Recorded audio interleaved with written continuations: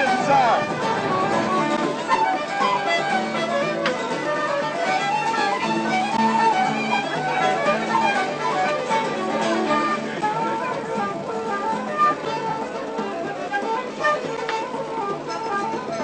Lovely, lovely, lovely. Go on. It's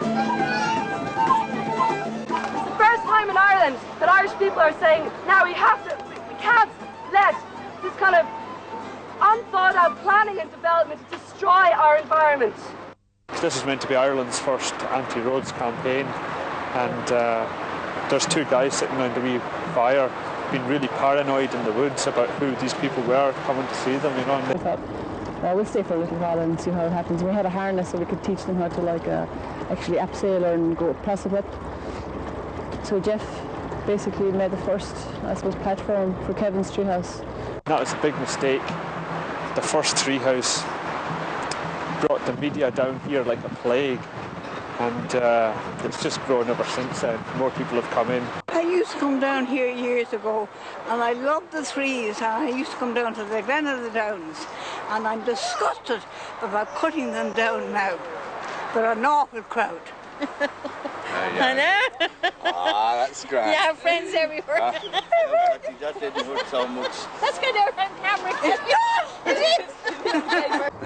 The television stations and the radios in general, and the press and the current affairs magazines have all been massively positive in relation to the protest. When it comes to direct action, an understanding of media is very important. So what we've done is taken it to the next stage and gone into hypermedia or multimedia. So really it's the new form of environmental activism for the end of this millennium, you know. I think people, particularly young people, are taking the environment and the politics that surrounds the environment seriously at last. We found that when the press came down, on their clipboards they had all of the information we had put up on the site.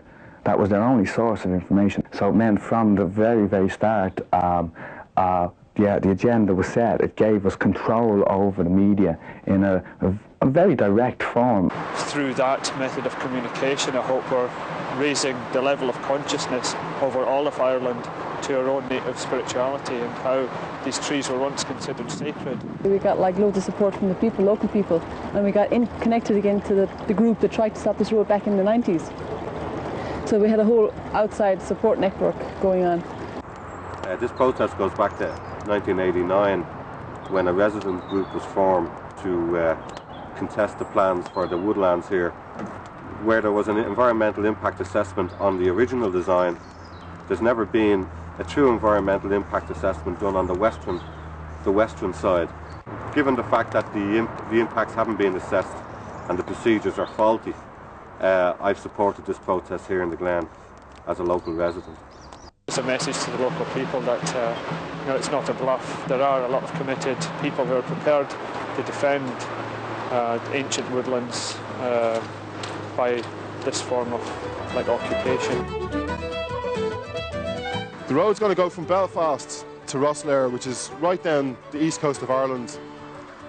It's going to pick up again in France. It's going to run right down the west coast of France, west coast of Portugal, south coast of Spain, and then Euroroute 2 is going to take over after that.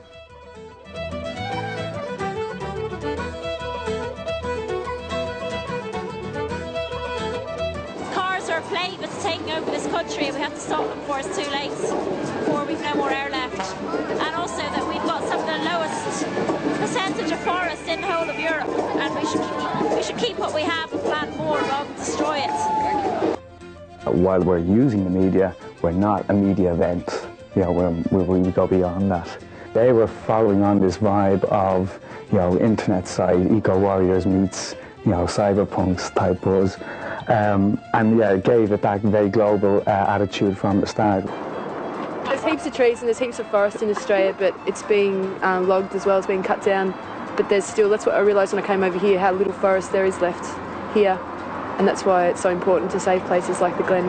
It was like introducing people to their very roots again, to like where did you come from, and bringing them right back to the basics of like, you know, how the world exists, how things happen, like what's the importance of like water and earth and fire and the whole four sacred elements and bringing them back into people's understanding of nature and how we fit into it.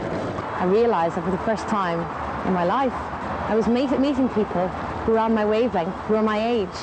I've learnt so much since I've been here. Been here for just over 3 weeks. I've learnt how to build a bender, build a tree house, abseil, prosec, wood carve, things about composting, things about recycling, the vegetation here, history. It's just absolutely amazing. It's become quite a touchstone for the environmental movement in Ireland, and I think so far so good.